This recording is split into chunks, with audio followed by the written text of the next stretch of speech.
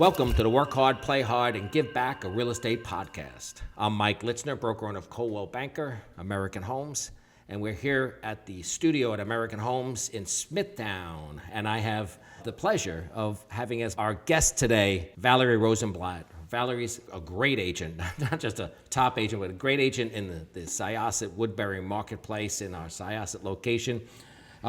Valerie also finished in the top 1.5% of Coldwell Banker agents nationwide. So, Valerie, welcome to the show. Thank you so much. All right. Nice introduction. All right, there we go. Well, you deserve nothing Thank less. you. So, Valerie, being a top agent, how do you maintain such high standards in your business? I know you're really detail-oriented and you take a lot of pride in your work. Being a top agent is no simple feat. So how does an agent achieve and maintain those standards? I think consistency. So being a realtor in general, many people could look at it as a part-time job or a full-time job. Yeah. For me, it's a full-time job. So every morning I make my coffee, I look at the markets. Yeah. I look at what's sold, what's pending, what's coming on, but all over, not just where I am, but from Queens to Montauk. Yeah. So I think keeping yourself aware of what's going on in the marketplace is the first step. You know, isn't it interesting? I think the average consumer looks at a real estate agent and is like, oh, they showed me a house. You know, this doesn't look difficult. And yet what they don't see is the countless hours of research and time invested in understanding the nuances of a market, from school districts to traffic patterns that buyers or consumers are going to be navigating. It's a lot of work. That is true, because if you just look at it as, I'm just going to sell this house, you're never going to grow your business. Right. So it's like any other profession, you have to study. Yes. So you have to study what you're selling. What am I selling? Who am I selling it to? Who are the buyers? What are the demographics? What's needed here?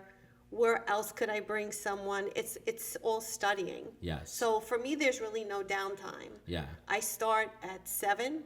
Okay. And I finish whenever that is, 10 o'clock. Could be any time. Yeah. A lot of time put in. So how did you get into real estate in the first place? I had my kids going to college. Okay. And I was petrified of being an empty nester. And I didn't know what I was going to do with myself. And I always loved homes, so I studied as an art major and a design major. And I knew that I loved houses, and I liked looking at houses, and like everyone else, I love looking at house magazines. And I thought, I think I can do this. Yeah. So I got my license, and then I didn't know what to do with it. And I felt, how am I going to get my first listing? What am I going to do? And I door knocked neighborhood after neighborhood, until someone would have me go in their kitchen and I could actually sit down with them. And that's how I got my first listing. Okay. So fundamentals come back into play. It does. And it's funny because it was 3 blocks away from where I was living. Yeah. And then that listing, I then parlayed into buyers that came to the listing. Right.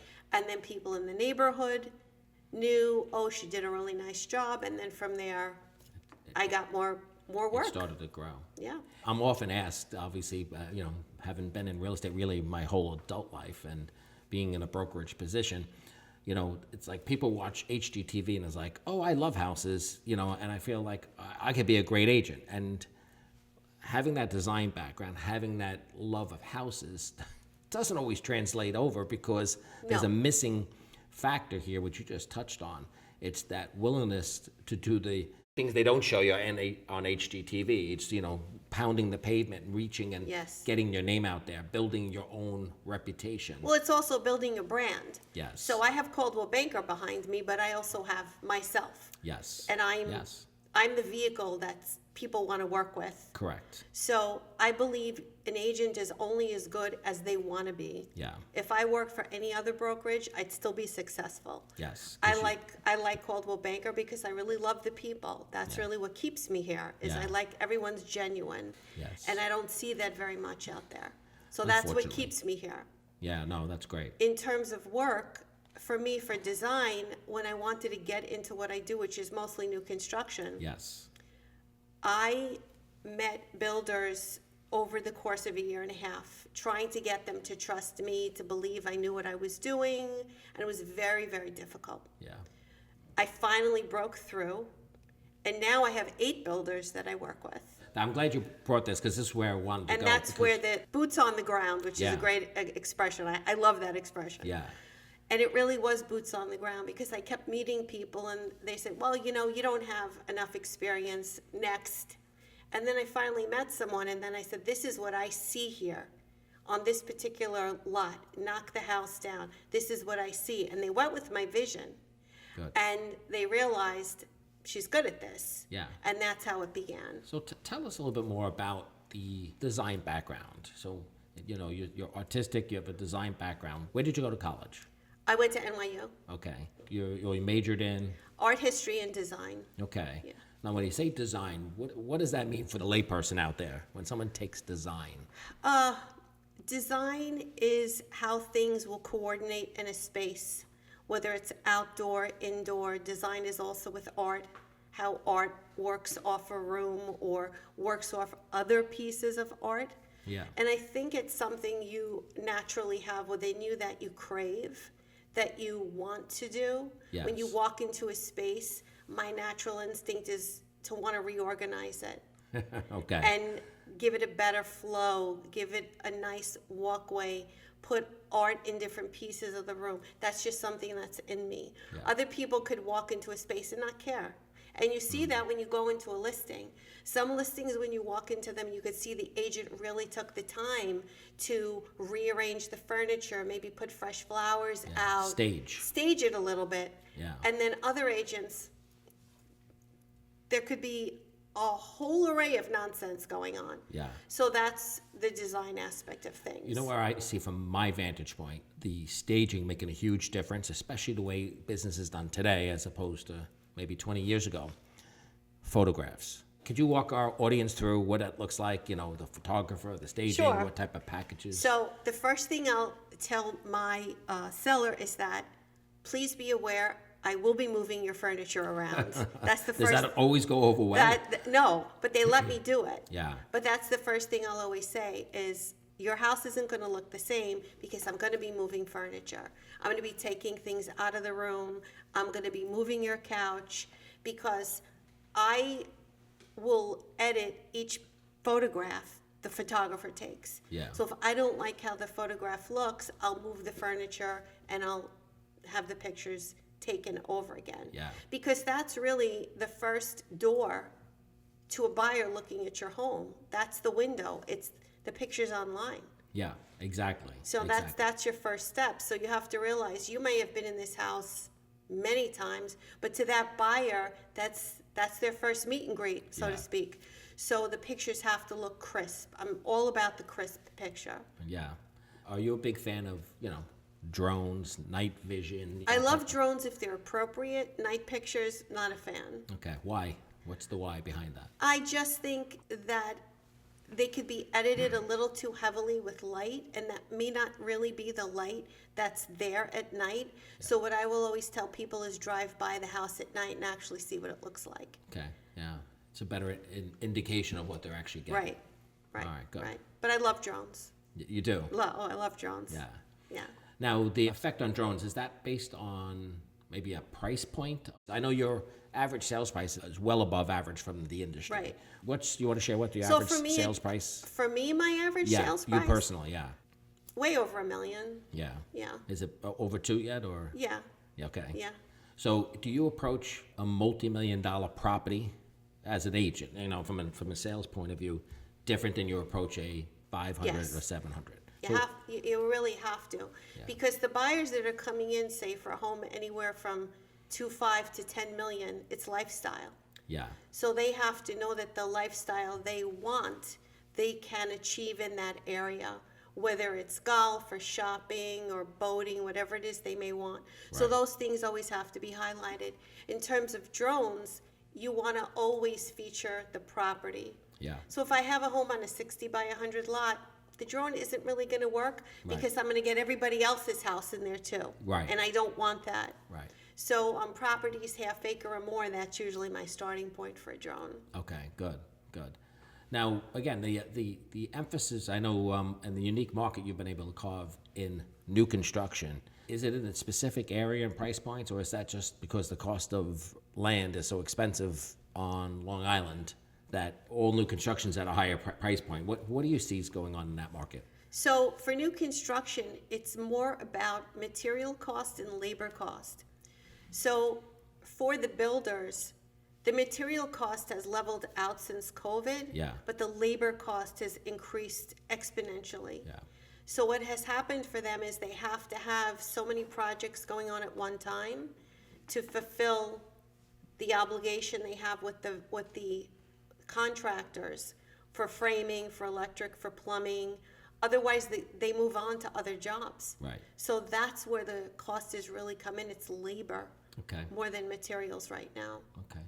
Now, in new construction, what's the hot new feature, especially in the upper price range? What is there a hot new feature that they're all looking for that you're coaching your builders to consider I including? think that the hot new feature is outdoor living space. Yeah.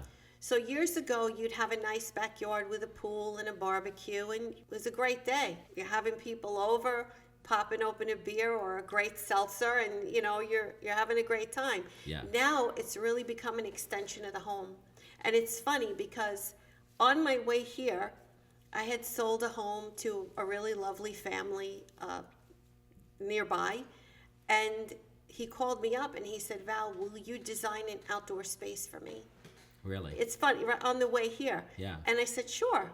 I said, "Do you want an outdoor room?" I said, "Do you want a pool? Do you want a cooking area?" "Yeah, I want all of it." Really? Because people don't want to entertain as much in their home as out of their home.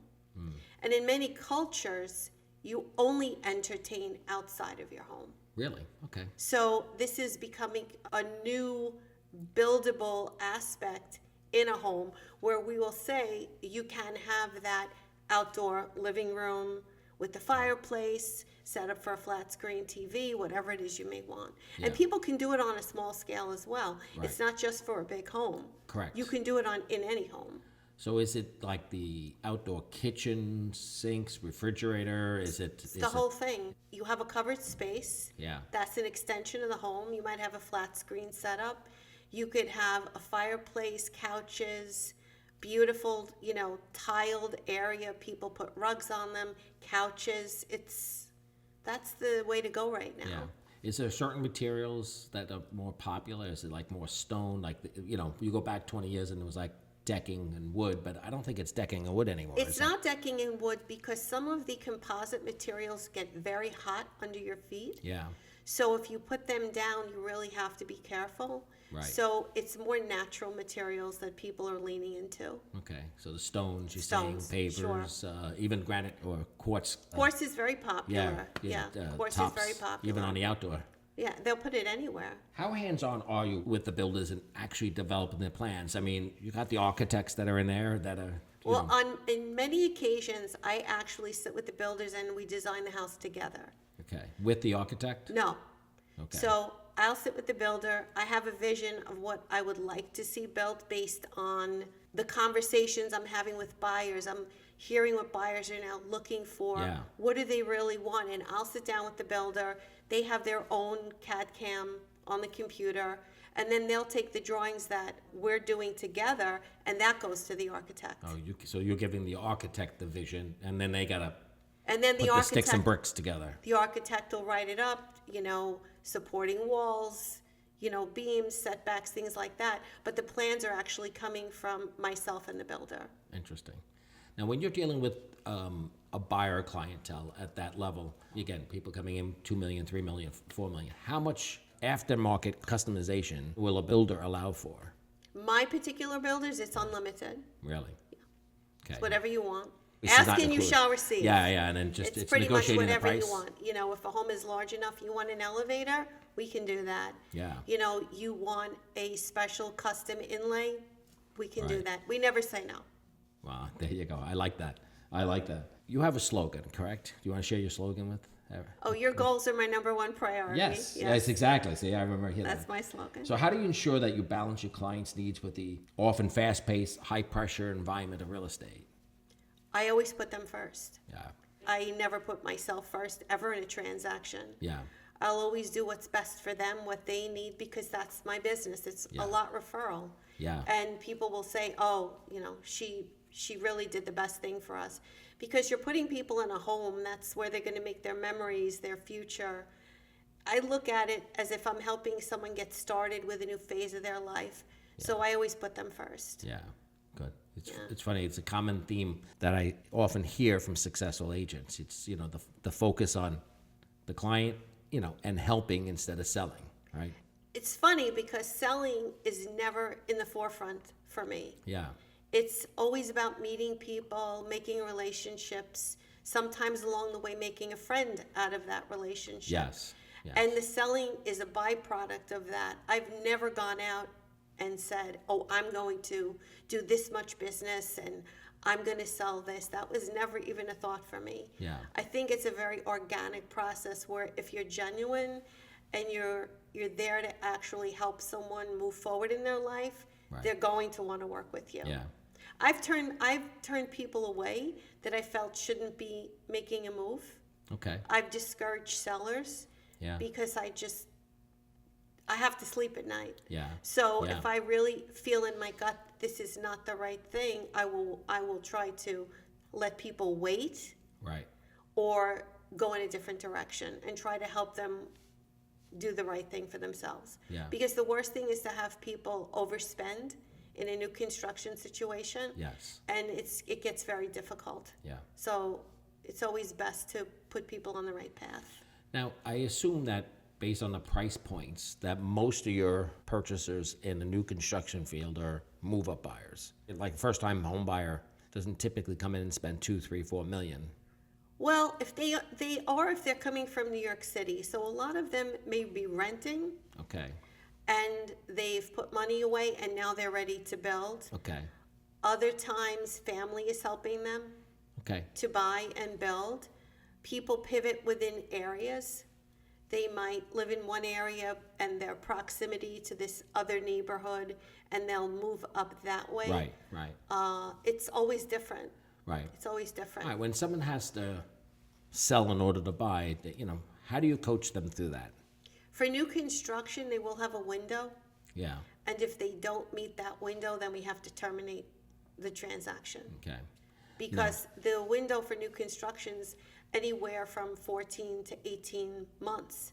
And we can't build... From what point? From the building permit issued? From foundation dig. From breaking ground? From foundation dig. Okay. And we can't build a custom home knowing that maybe they can't close the transaction. Right. So it's obviously not common for it to be contingency sales. It's usually never. Yeah. Most new construction is never contingent because you are building specifically your taste. What if you wanted a purple kitchen and that's what you dreamed of? Have you seen that before? I've seen some different kinds of kitchens. Yeah. I've seen all colored countertops and things. But then how am I going to turn around and sell that? That's the problem. So we have to know that you're committed to the project. Yeah. How difficult is for the builders to meet those deadlines? If they give a window, what happens if the builder doesn't meet the deadline? We always meet the deadline. It's the buyers that get stuck in choices. Yeah. That will delay a project. Okay. That is 100% what always happens. Yeah. So if you tell a buyer you can go to this particular vendor and pick out a countertop, they're in a candy store. Yeah. And we have to pull back a little and say you've got 2 weeks to do this. Yeah. So we're always on time. So outside of countertops, you got stone, you have tiles. You have the outside material. You could have vinyl, you could have hardy plank, you could have stone, you could have brick, you could have limestone. It goes on. And then we talk about colors. Yeah. And then we talk about mixing materials. So what about windows? You can have any kind of window you want. You know, it goes on and on and on. So how involved in that process do you get as the agent? Are you helping them, or is that really more on the builder at that point, who's holding the hands and you're a resource? The builder holds the hands a lot, but if they're stuck, I'll pick it up and try to help that buyer make a decision. Okay. Because sometimes they're just overwhelmed. with choices. Haven't built the house that I'm in now. I do understand that, Yeah. and it gets a little. You get overwhelmed. Yeah. And I always will revert back and say, go basic. Yeah. Don't get too heavy caught up in the design because you might get tired of it. Yeah. So if you stick with the basic design, you can always embellish it with furniture, paint, molding, things like that. No, that makes perfect sense. Yeah. Perfect sense. We have a big agent population that follows our podcast. Is there any advice you'd give an agent who is trying to, break into the new construction market? It's very difficult right now because to try and get property is a challenge. Yeah. Years ago, if a home was less desirable, the builders could come in and pick it up for pennies on the dollar. Right. Now the end user will pick it up and renovate it. And that's where the problem is coming in, is that the competition for the property is very difficult. Yeah. So I've been leaning into the short sale market for them to try and get properties that way. Yeah. Because once they hit MLS, it's impossible. The Right. margins aren't there anymore. Right. And, let's face it, it's a business. They need to Yeah, the make their margins margins. aren't there. It's too much. Yeah, they have a lot of overhead Yeah. and running to build properly. at And least. money costs money. Yeah. You have interest on money, carrying charges. You're going to be paying taxes and, other fees on this until you sell it. Yeah. So it's more difficult. If people wanted to do it, I would say they would have to push out east a bit, Okay. where the markets are starting to. Yeah. So for our building. audience that's local, they understand that New York market is very developed and is It's very little developed. very little available Yeah. land, and many times the land that is becoming available is reclaimed, so to speak, Yes. and regentrified, so Right. to speak. So where if you're in North Carolina, sometimes they're taking over. You still got the room for the expansion or what have you. So I was on the phone this morning with someone, and we were talking, and they said, I'm starting to go to South Carolina yeah, with a builder down there and buy and flip because I can't do it up here anymore because the market's it's so difficult. And he's already done 6 of them. in South Carolina. Yeah. Really. Yeah, 6 of them, and made a nice profit on each one. Yeah. So people that live on the island tend to think, we're the center of the universe. Yeah. And it's natural because we really do believe we are. Yes. We're But New Yorkers. We're New Yorkers, but there are many places in our vicinity where people are moving, where there's great opportunity Yeah. to build, to renovate, and to do flips as well. So if you had a buyer who wanted new construction out of, but in a different state, do you have builders that will work with them in different states? Well, what I would do is I would look for Coldwell banker office in that area. Yeah, we have a great network to tap And that's into. really where I would start. Okay. To be honest with you, I Yeah. would go that route first and see if there would be a new construction specialist that I could speak with in that area. Okay, awesome. Try to keep it in the family. Yeah, awesome. That sounds great. So Val, let's talk about life before real estate. What does that look like for Valerie Rosenblatt? So life before real estate, buckle up. It's a very long ride. I graduated school and I started working at Sotheby Park Bernay, Okay. which is the auction house. Yeah. And I worked there for a while, and I worked on provenance, which is the history of the pieces that Okay. would then go to auction. And I loved that, but I felt very confined in the city. I wasn't really a city person. So then I went for my master's in education. Okay. After I got that master's, I wound up teaching in District 26 in the Gifted and Talented program. That was Okay. my first position. And I taught there for many years and actually wrote some of the curriculum for the gifted and talented children in the program for the city of New York. Yeah. So at that time, that was just the beginning of programs like that. Yeah. Before that, there were pull-out programs, which still exist in many schools now. That was the first magnet program. And what that means is that it's a core group of children that travel together from K to 6. Okay. So while I was there, I would teach the same children maybe several times. Yeah. Because at that time, there weren't many teachers that were ready for that. And I designed a lot of curriculum did things very out of the box, which is pretty much my nature. Yeah. And Well, you want to give an example of that? so I believed when I was teaching that the best way to learn was thematically. So for example, if the curriculum is ancient history, Yeah. everything that we're doing is ancient history. We're reading about ancient history, we're writing about it, we're learning the math of the time, the writers of the time. Yeah. We're trying to replicate the art of the time. I believe in that full immersion. Yeah. And that's pretty much, I think, from my design and art background. Yeah. I felt that was the best way you could learn, is just fully immerse yourself in that particular topic. So did you pull out an abacus and Oh, all kinds of stuff. Sure. Sure. When we did the Renaissance, Yeah. we were making crests, and we were out in the yard. I remember burning the edges, and I probably was reprimanded for that by my principal because I wanted it to look authentic. Yeah. But that was a good part of me for many, many years. Yeah. For Yeah. many years. So what made you pivot out of teaching? I was married and became pregnant with my children. Yeah. And my son was a little sick when he was born. Okay. And I had to stay home. Okay. So that's a strong motivation. Yeah, yeah. And that was the reason why I had to leave. Okay. And grown and great now. I have a boy and a girl, and they're great. Good, But good. at the time, it was just, I couldn't leave them with someone I didn't know. Yeah. Yeah. So when they got to a certain age, I assume, then at a certain point it was Valerie time again?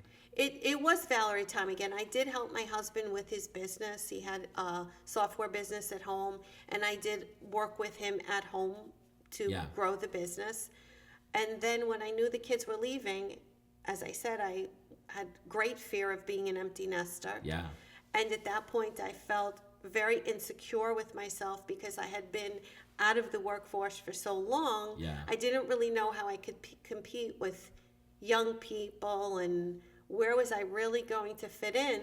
And I just found that real estate in general is very welcoming. Any age, it doesn't really matter. Yeah. Yeah. It's a very welcoming industry. And I found my home, honestly. I found my place again. You know, they say teachers actually make a very good real estate agents. And the reason they say that is obviously the communication skills translate over.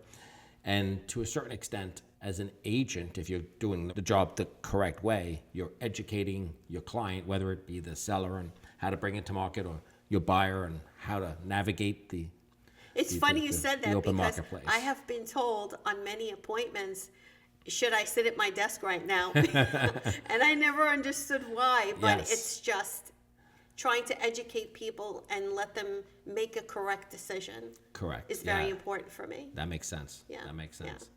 All right, cool. That's great. I didn't know that about you, so it's Yeah, interesting that's where to get that came from. And I still think I'm that person. Yes. I think I'm always that teacher. Yes, perfect. You're well known and well respected in the real estate community and stuff.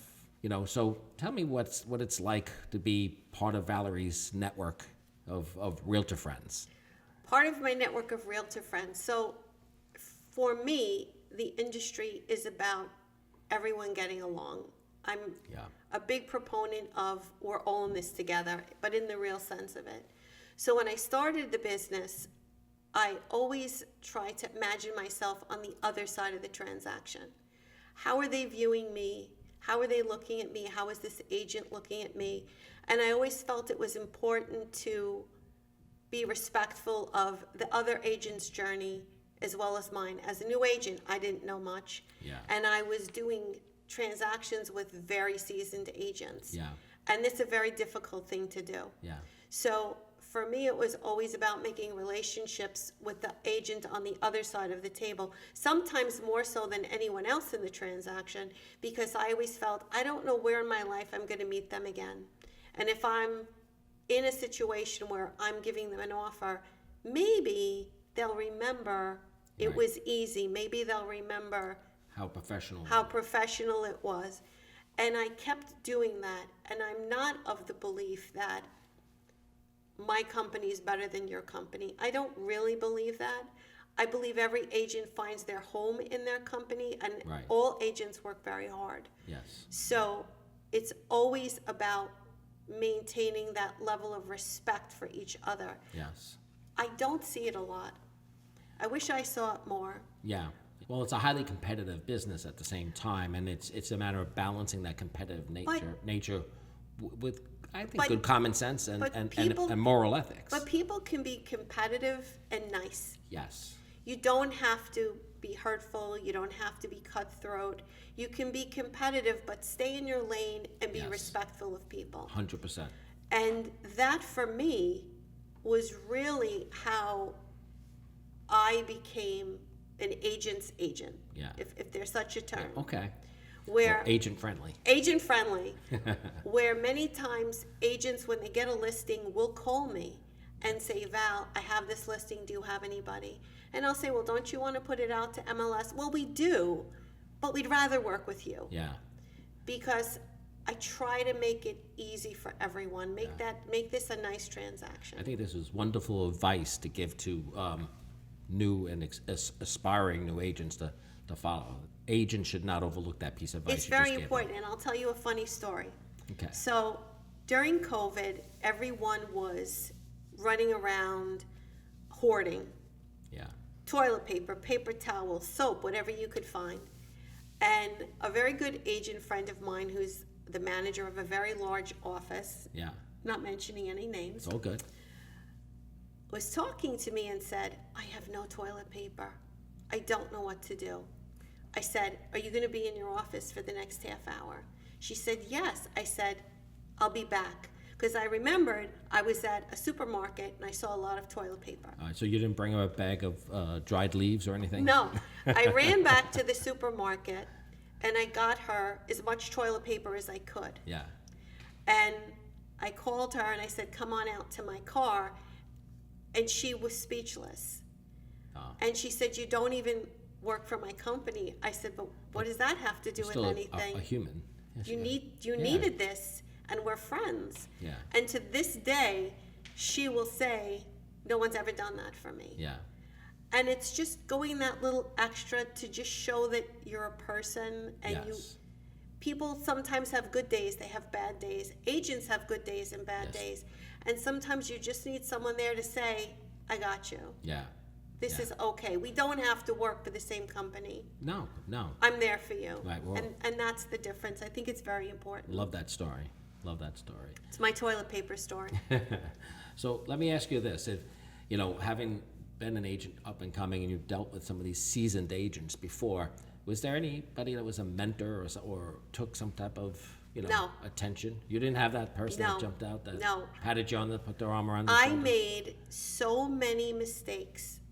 I did so many things wrong that I was skeptical in the beginning if I had the ability to pull this off. Okay. And I actually kept a journal of all my mistakes. Really?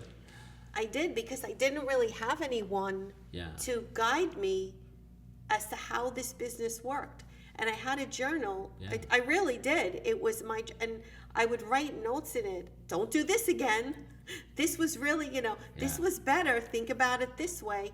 And I guided myself through how I was going to mold my business and mold myself as an agent.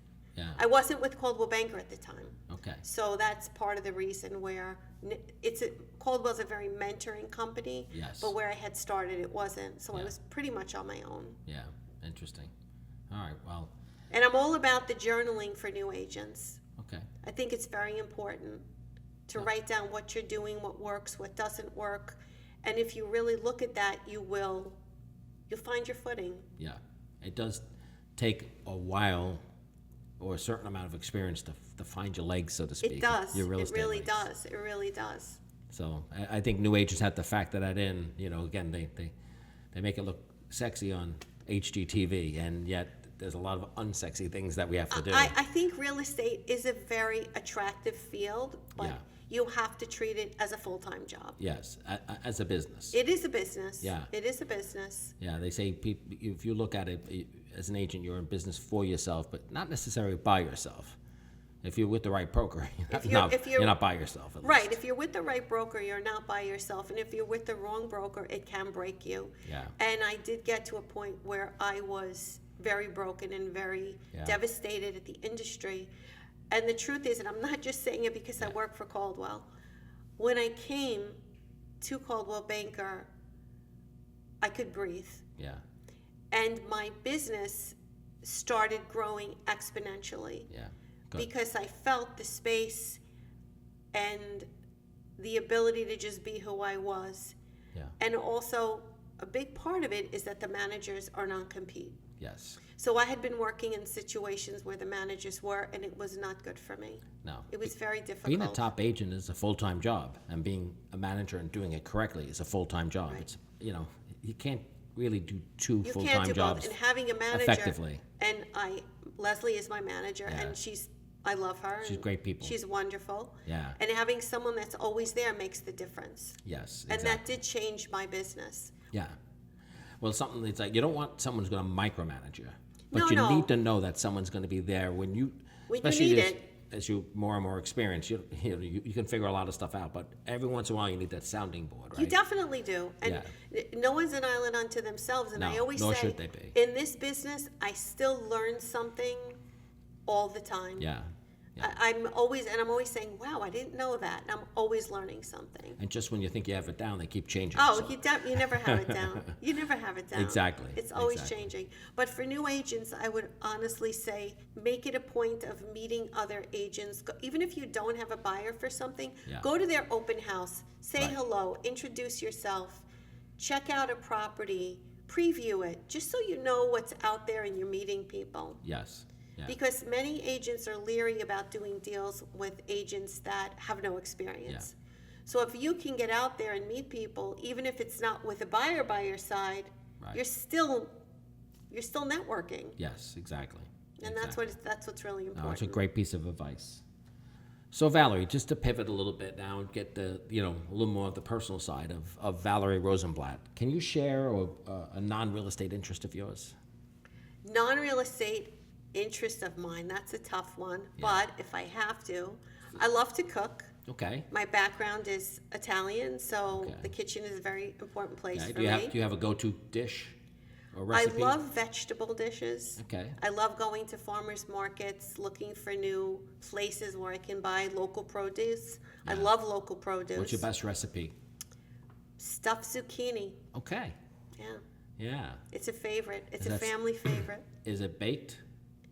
What'd you? Actually, the joke in my family is that I can make anything on a barbecue.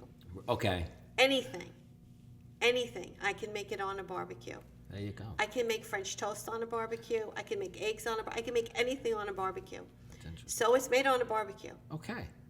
All right. I'm gonna have to, report back to our audience. We're gonna have some stuffed zucchini Yeah, in the future, and I I'll have love to let our cooking on the audience know barbecue. if the It's recipe's best. worth it. Yeah, it's the best. No, that's It's awesome. the best. Would you be willing to share a funny story? I will share the story you're going for. I will share that story. It was a Okay. COVID story. Okay. So again, we go back to COVID. It was a very stressful time for everyone. Yes. And I true. feel we saw the best of people and we saw the worst of people during COVID.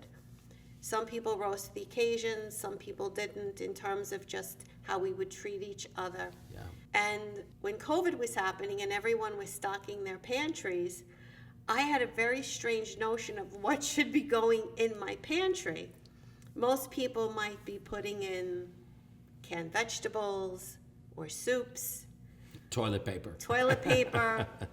I seem to think that it should only be cake mix. Cake mix? Only cake mix. And I really didn't know why, but every time I would go out, if I saw cake mix, I would pick it up.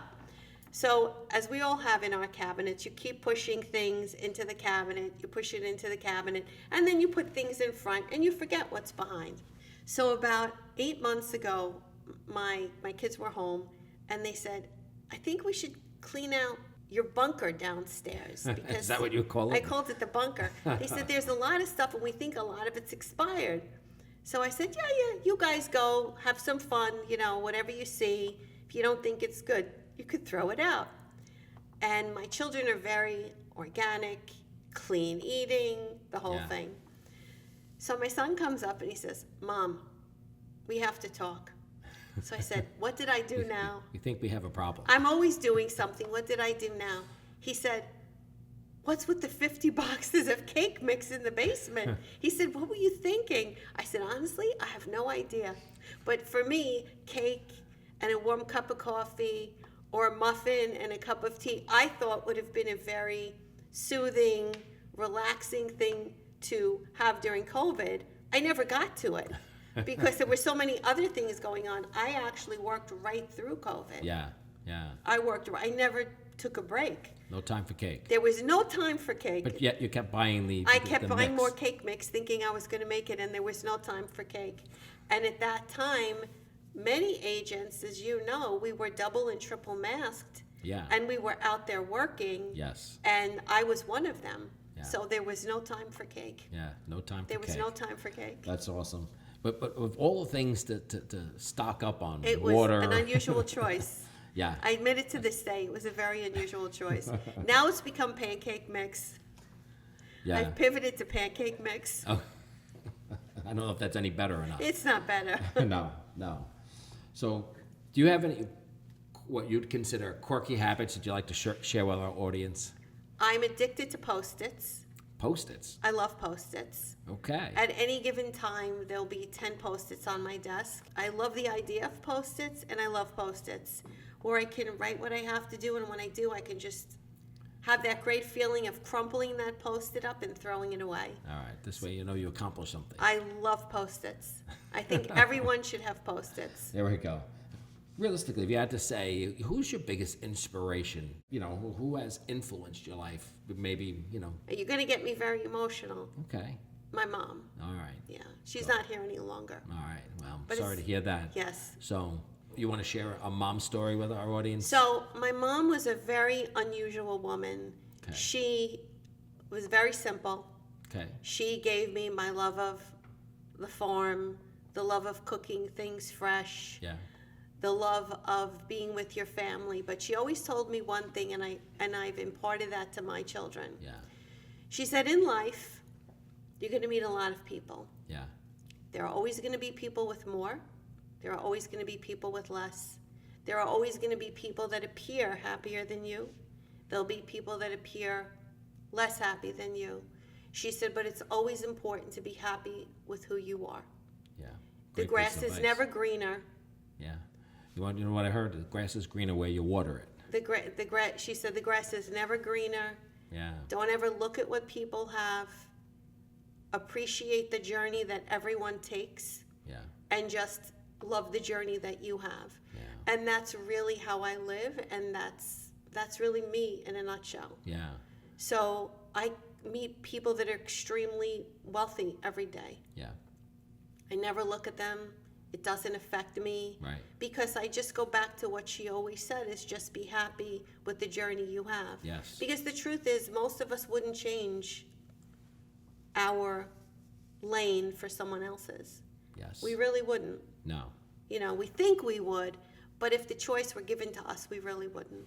If you had to look at the whole picture, because I think what you touched on is, you know, especially these days with social media, you get to see everyone's happy posts, and everyone has challenges that Of course they they're do. dealing with, and perfect words about, you know, just finding your own path and finding your own happiness. Finding your happiness on the path. I don't Yeah. have an Instagram. Yeah. I don't have any of those things. And people have said to me, well, you know, you have to have that. I don't think you have to have it. Well- If you're happy with doing that, that's great. Right. That's not me. I don't Right. have that. Right. But for me, social media has become a problem for people in general because there's a fake portrayal of what happiness Yes. looks like. Yes. And Very materialistic it's- instead of the organic. there's a lot of Side of places you can get happiness. Yes. And making it all about material things, it's only going to last for so long. Yeah. Yeah. You know, I'm just as happy, honestly, going in my backyard and watching my honeybees. Yeah. I had a whole family of honeybees over the summer, and I could look at them all day and be happy. Yeah. I didn't need to really do much of anything else. Yeah. So you find happiness where you are. Yes. And that for me is everything in a nutshell. Wow. Your mother sounds like a special woman. She was a very special woman. Yeah, good. I want to pivot a little bit, you know, and I think this is the perfect time to do this because we always like to talk about, you know, giving back. So what does giving back mean to you? Can you share any stories, you know, of things you Sure. worked on or things that might be close to your heart? So giving back for me could have many layers to it. You could Yeah. give back by helping another worker, someone working in the office that needs advice or needs help. That's a very basic level of giving back. Yeah. For me, I had been doing some dog adoption years ago at the office. Yeah. And then we did that for a few years, and then there were issues with animals and people. Yeah. And we kind of had to stop doing that, but I still love that. And recently, the office had a really beautiful fundraiser for some schools, and I Yes. became involved in that as well. And that was run by another person in the office. And that goes back to my education background, where Yeah. that's a very important thing for me. No. of But course. giving back could be anything. It could be holding the door open for someone in a supermarket. It could be walking an elderly person to their car if they need it. You know, it seems to be lost art is, like you just said, holding the door or like on a crowded bus or train, giving your seat up, to an elderly person Sure. or somebody who might not Who might need it. Need it, yeah. If I see someone in a supermarket or a parking lot and they're having trouble unloading their groceries, I'll go over there and help them. Yeah. I just think that's part of being human. Yeah. And unfortunately, because everything in society has become so digitized and monetized, Right. we forget that just a Be- smile or Being a good human. it's. Yeah, you don't need to take a selfie every time you do something nice. I don't think I've ever taken a selfie. Go. I don't think I ever have. Yeah, yeah. I never think about myself in terms of where I fit in the company, Right. because my journey was not an easy one to get where I am. And in the business, everybody has good years and bad years. Yes.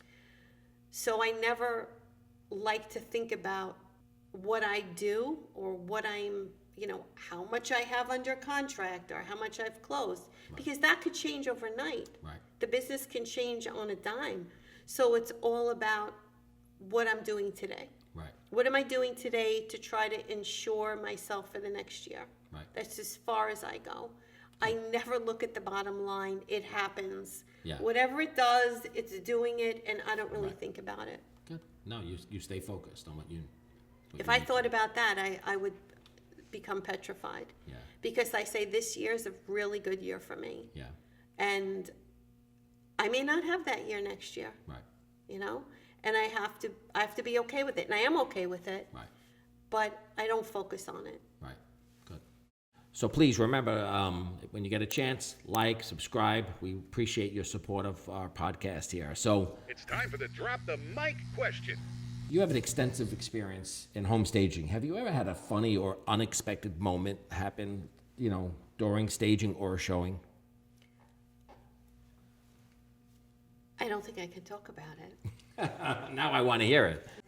Took a couple out looking at homes, and of course the two most important rooms in the house are the master bath and the kitchen. Yes. Kitchen passed, it was great. We got to the master bath, and there was something odd there, and we couldn't quite figure it out, but there were two toilets next to each other. So we're thinking, well, maybe one's a bidet. On closer examination, there are two toilets next to each other. So I had said to the listing agent, could you expand upon what this is? And the answer is that the sellers enjoyed that experience together. At that point, we could not control ourselves. Yeah, yeah. And to this day, we still laugh about that Yes, story. yes. It was very unique. I have yet to see that in a house, and I've seen It a was lot of houses. very unique. So those were drop the mic moments for me, because I'm supposed to be professional, but I'm hysterically laughing, and my clients are laughing. We don't know even how to respond to this. So of course the wise guy wants to ask if the family that poops together, do they stay together? Well, we didn't make an offer on that house, so for all I know, it could still be there. Oh, that's great. That's great. Well, Val, thank you so much for sharing all your wit and wisdom and experience with us today. I know the audience appreciates it, and most importantly, I appreciate you. So if anyone wants to reach out to Valerie Rosenblatt, whether it's doing real estate business or design or has some questions on anything, how do they reach Valerie Rosenblatt? Well, first of all, I just want to say thank you for having me. Oh, it's our I pleasure. hope that whoever watches the podcast, I help them a little bit. Yes. If anybody needs any advice on real estate or cake mix or pancake mix, you can call me. New construction. New construction, pancake mix preferably, 516-238-7396. That's awesome. Thank Thank you so you. much for being here today. Before we let you go, just remember, again, like, subscribe, and don't miss it. The next episode drops in 2 weeks. Look forward to seeing you there. Thank you so much, Val. Thank you.